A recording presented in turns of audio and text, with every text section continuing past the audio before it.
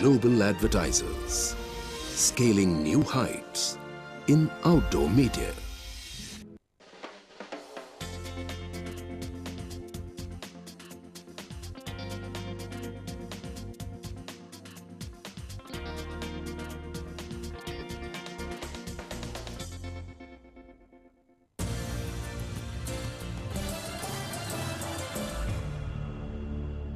में आपका बहुत बहुत स्वागत है।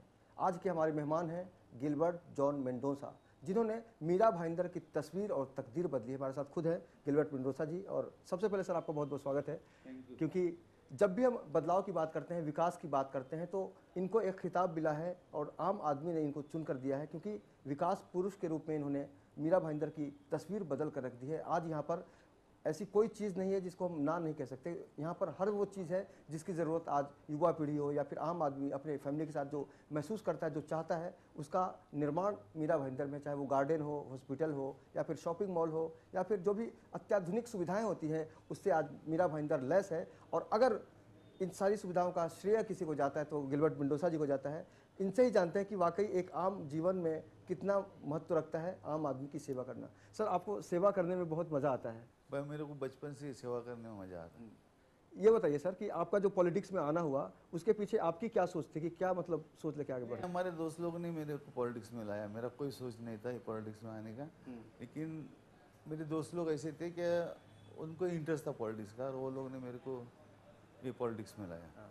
मीरा भाईंदर को हम पहले जंगल के तौर पर देखते थे, लेकिन जंगल में मंगल वाली जो बात है वो आपने महसूस करा दी यहाँ पर। किया आप सब, पब्लिक ने मुझे साथ दिया इसके लिए, तो मैंने ये सब करवाया। लेकिन आज जो हम विकास पुरुष की बात होती है सर, सबसे पहले आपका नाम आता है, प्रथम विधायक हैं, तो कभी आपको लगता है कि मैं कुछ बन गया हूँ? नहीं, मेरे को तो वही, मैं पहले से जो हूँ आज भी वही लगता है, क्योंकि पब्लिक के साथ में मेरा जो नाता जुड़ेला है वो ऐसा ही जुड़ेला है, और पब्लिक आज भी मेरे को चाहती है, मैं पब्लिक को चाहता हूँ। और उसी की वजह से जो मीरा भाईंदर जो एक गांव खेड़ा था, आज वो शहर बना, वो पब्लिक की वजह से। पब्लिक ने मेरे को साथ दिया, हर टाइम साथ दिया, और वही वजह से मेरे को ताकत मिला। वो ताकत की वजह से लोगों का मैंने काम किया है, और ये जो गांव था उसका मैंने आज नगर बनाया। कभी कभी आपने पब्लिक के लिए कानून तक को हाथ में ले लिया है, कभी सोचा भी नहीं आपने कि मेरे ऊपर केस होगा, लेकिन आपने पब्लिक की वजह से केस लिया अपने ऊपर? मैंने बहुत से केस लिए हैं पब्लिक के लिए, लेकिन सब केस मेरा नील हो गया, और पब्लिक भी फ्री हो गई, पब्लिक का काम हो गया। तो मैं तो पब्लिक को आज भी चाहता हूँ, और पब्लिक भी मुझे चाहती है। जाहिर सी बात है, जब भी कोई आदमी सफल होता है या कायम रहता है एक स्थान पे, तो कहीं ना कहीं से जनता का प्यार होता है। जनता का प्यार जब बहुत ज़्यादा मिलता है सर, तो कई बार पचा पाना मुश्किल होता है। कई बार आपको भी मुश्किलें आई होंगी? लेकिन पब्लिक ने जो प्यार दिया, मैंने पहले से बोला और अभी भी बोल रहा हूँ, आज भी जो पहला इधर दंगा मस्ती चल रहा था, यहाँ शिवसेना के राज में शिवसेना यहाँ पावती फाड़ता था, हफ्ता वसूल करता था। आज जब से मैं सरपंच बना तभी से इधर का सब हफ्तेबाजी बंद हो गई। इधर महाबेन रात को 12 बजे भी घूमेगी तो कोई किसी को डर नहीं, कोई रॉबरी का ये नहीं, कोई यानी कोई जात का भी हमारे इधर पब्लिक को तकलीफ नहीं। उस वजह से पब्लिक मेरे को चाहती है, और मैं भी पब्लिक को चाहता हूँ। आज देश में जो स्थिति है, हर तरफ से धर्म पर हमला हो रहा है, संस्कृति पर हमला हो रहा है, परंपराओं पर हमला हो रहा है। जिस तरह से हिंदू जिहाद का नाम आ रहा है, लव जिहाद का चर्चा हो रहा है, साईं बाबा की मूर्ति को हटाने की बात की जा रही है, तो शंकराचार्य ने जो अपना एक रूप दिखाया है, उससे पूरा देश कहीं ना कहीं से परेशानी महसूस कर रहा है। सेठ जी हमेशा से ये कोशिश करते हैं कि सारे धर्मों को लेकर चला जाए और एक ऐसा संदेश दिया जाए समाज को जिससे कभी भी भेदभाव का माहौल नहीं बने। आज देश में जो स्थिति है सर, शंकराचार्य बोल रहे हैं कि मूर्तियों को हटा दो। यहाँ भाईंदर में भी वो चल रहे हैं, जैन लेके जैन को भड़का रहे हैं, ये मच्छी मटन बंद करो, ये गोश्त का दुकान बंद करो। यहाँ के जो आगरी लोग हैं, क्रिश्चियन समाज है, वो लोग भी भड़क गए थे, लेकिन मैंने इन लोगों से समझाया, एक आदमी कुछ भी बोलता है, उनके भड़काने से थोड़ी सब कुछ बंद होता है, कुछ नहीं होएगा। और आप लोग ये दंगा मस्ती, आज पूरा बम्बई में दंगा मस्ती हो गया, पूरा जालपोल हो गया, लेकिन मीरा भाईंदर में एक भी किधर दंगा नहीं हुआ, ना होने दिया ना हुआ। तो ऊपर वाले की देन है, और ऐसे ही मैं सबको सब जात धर्म को लेके चल रहा हूँ और चलते रहूँगा लास्ट मरते दम तक। तो मेरे को ये जातिवाद से बहुत नफरत है। जातिवाद से नफरत है, लेकिन कुछ लोग सांप्रदायिक तत्वों को बढ़ावा देते हैं। राजनीति की हम बात कर रहे हैं तो कई लोग हिंदू नीति का कार्ड खेलने की कोशिश कर रहे हैं, और जाहिर है मीरा भाईंदर के दर्शक, अगर मुंबई के दर्शक अगर इस कार्यक्रम को देख रहे हो तो एक संदेश ले सकते हैं गिलबर्ट मेंडोसा जी से, जिनका साफ साफ कहना है कि हर ट्रैक को लेके चलना चाहिए ताकि गाड़ी आगे बढ़े। हर ट्रैक का मतलब है हर धर्म को। सर, अभी जो शिवसेना के जो नेता हैं उद्धव ठाकरे और राज ठाकरे, दोनों भाई हैं, फिर भी सत्ता का सपना देख रहे हैं, दोनों सीएम बनने की बात कर रहे हैं। आपको लगता है इनका सपना पूरा होगा कभी? वो तो ये दोनों तो देखता ही है, लेकिन बीजेपी वाला भी देखता है, तीसरा तो बीजेपी वाला भी सत्ता में देखता है। अभी अगर दोनों कांग्रेस साथ में अच्छा तरह से लड़ी तो इन लोग का जो ख्वाब है वो पूरा नहीं होगा। राष्ट्रवादी कांग्रेस पार्टी हो या फिर कांग्रेस पार्टी हो, इसमें भी सब कुछ ठीक ठाक नहीं चल रहा है। कांग्रेस को लगता है कि वो अपने बलबूते चुनाव जीतेगी, राष्ट्रवादी भी कहीं ना कहीं से ये सोच रही है कि हम अपने बलबूते जीत सकते हैं। ये जो गठबंधन की राजनीति होती है सर, कांग्रेस बोलेगा तो 100 साल पुराना तो पक्ष है, तो उनका तो पॉलिटिक्स खेलने का पहले से आदत है और वो खेलेंगे, क्योंकि राष्ट्रवादी ने बोला ज़्यादा सीट मांगा है, अभी ज़्यादा सीट नहीं देने का है, तो वो हिसाब से एक दूसरे ये वादा अलग करते हैं, राष्ट्रवादी अलग बोलते हैं, लेकिन लास्ट में दोनों मिलके कुछ ना कुछ सेटिंग करके ये लोग साथ में इलेक्शन लड़ेगा, ऐसा हमारा दिल बोलता है। मतलब घर परिवार में से आप लोग सब ठीक कर लेंगे। शरद पवार जी का आपका जो एक विशेष आशीर्वाद आपने प्राप्त किया हुआ है, अब उन्होंने एक तरह से देखा जाए तो संन्यास ही ले लिया है, बोला कि अब मैं चुनाव नहीं लड़ूंगा, तो एक कितनी जिम्मेदारी है ये आप सारे नेताओं पर? जो लेकिन आज भी वो चुनाव नहीं लड़ रहे हैं, लेकिन आज डेली ये पार्टी के काम में डेली हर किधर न किधर उनका मीटिंग रहता है। अभी इंटरव्यू है, 5 दिन से इंटरव्यू में बैठा है, इंटरव्यू खत्म होएगा तो यानी पूरा महाराष्ट्र में उनका दौरा रहता है, तो यानी काम तो करते रहता है। ये उम्र में काम करना बोले तो बहुत बड़ी बात है, तो लेकिन पवार साहब जब तक मरते दम तक वो चुप बैठने वाले नहीं, वो लोगों के लिए काम करेगा, पार्टी के लिए काम करेगा, ये मेरा ही है।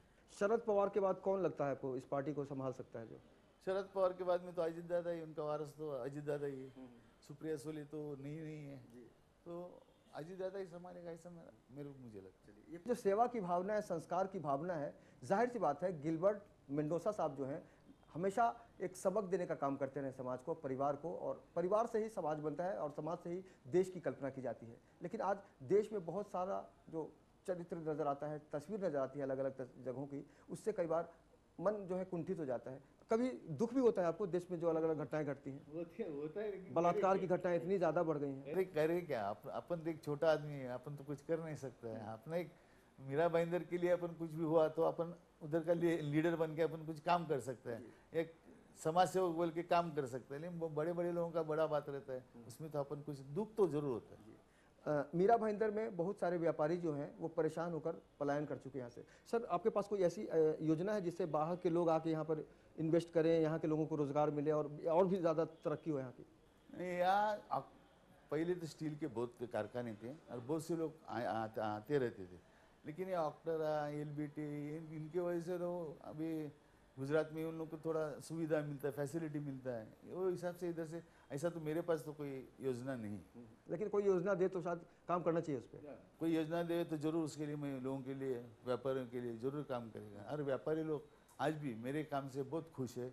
हर व्यापारी को, हर इस दुकान वाले को से लेके जो बिल्डर है, सबको मैंने मदद किया, किसी का गलत काम नहीं किया, कोई बोल भी नहीं सकता।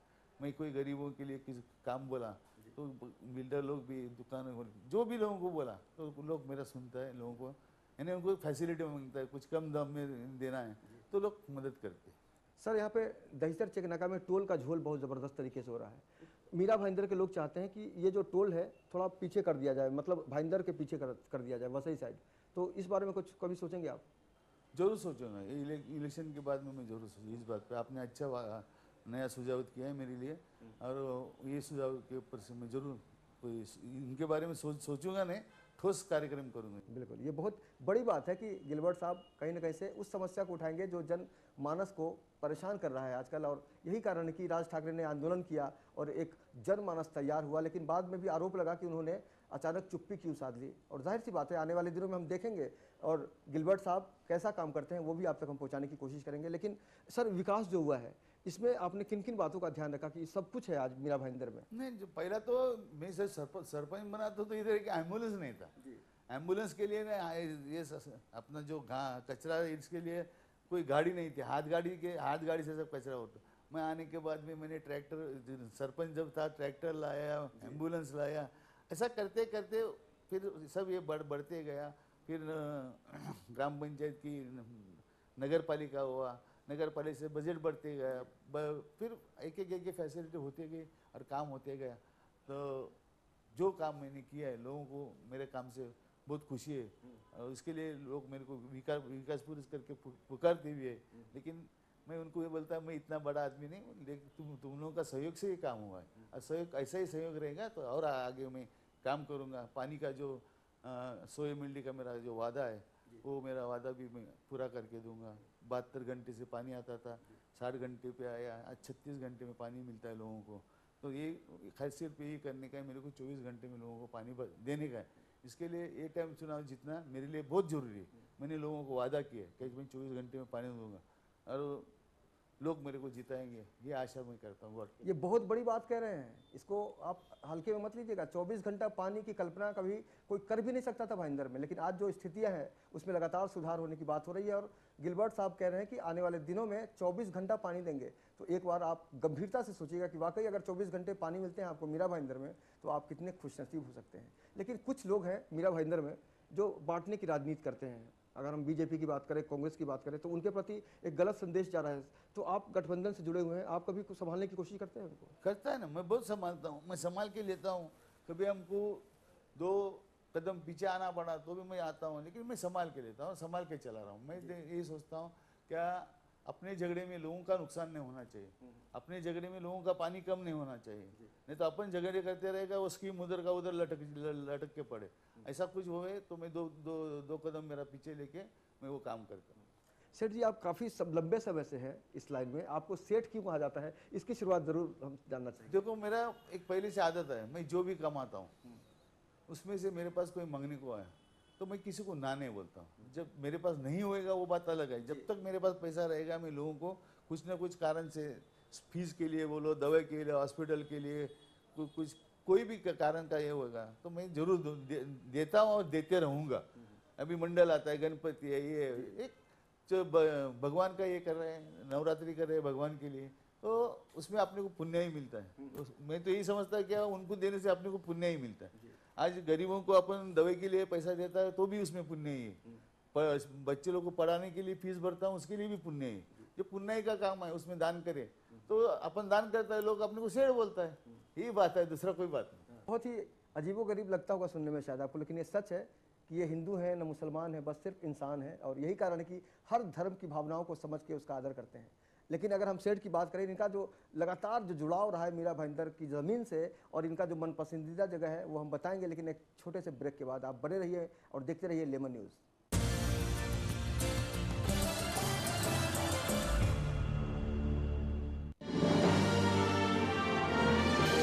Global advertisers, scaling new heights in outdoor media. Market समझना नहीं है कोई रॉकेट साइंस, लॉजिकल होते हैं इसके लोज और हाई। जब अनलॉक होगा ये लॉजिक, तब फिर आपकी इन्वेस्टमेंट करेगी मैजिक। बाजार पर होगी बारीक नजर, हर इन्वेस्टर बनेगा सिकंदर जब देखेगा हमारे साथ लेमन्स स्मार्ट इन्वेस्टर।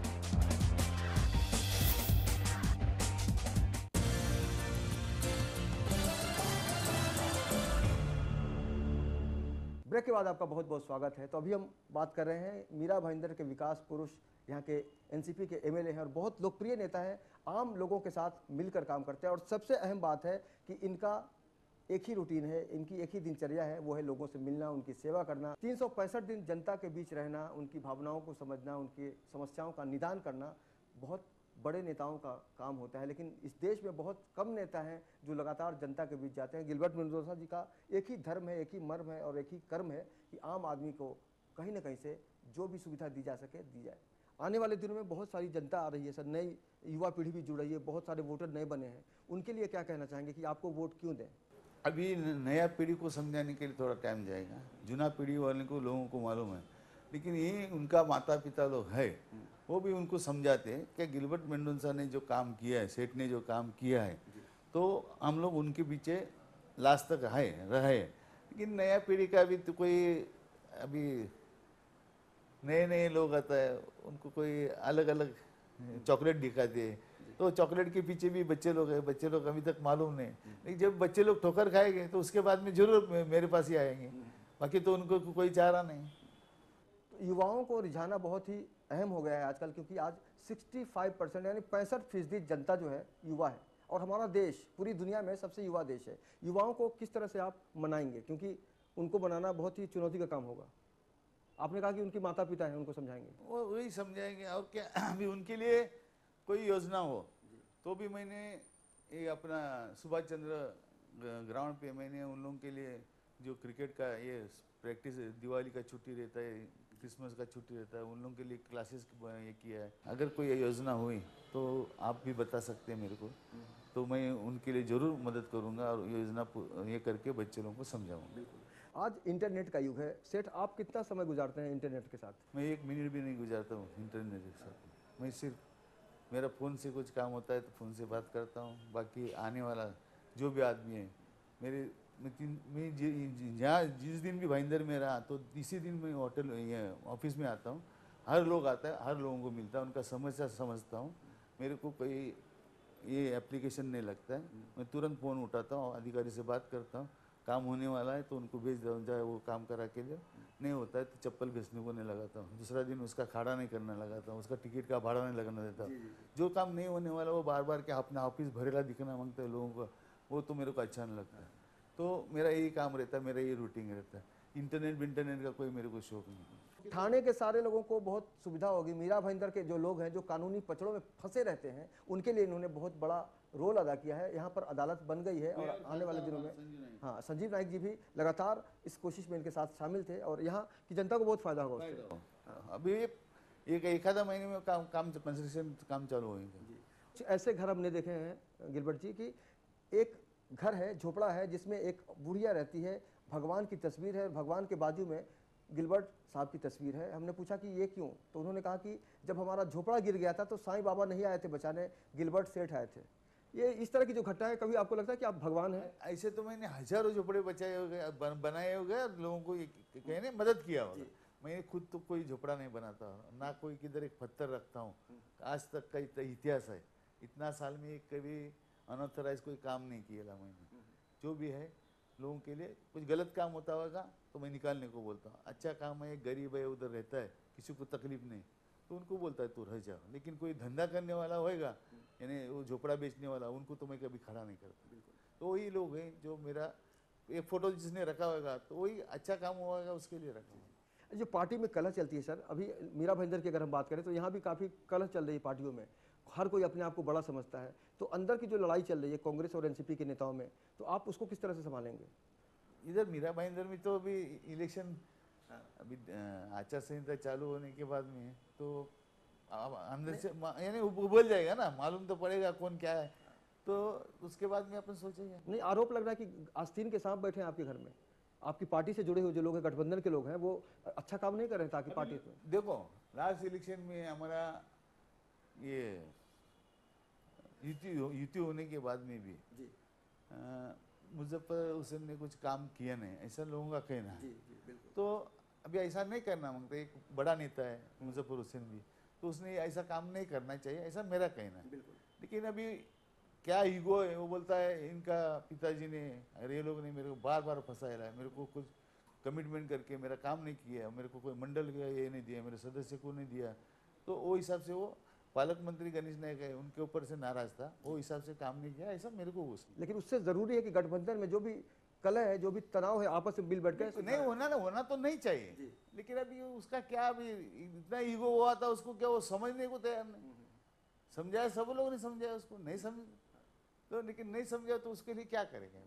कभी आपका अभी तक तो कोई सामने नहीं आया, लेकिन कभी आपको लगा कि किसी से कंपटीशन हो सकता है इस मीरा भाईंदर में, आपके सामने कोई ऐसा नेता खड़ा हो जाए?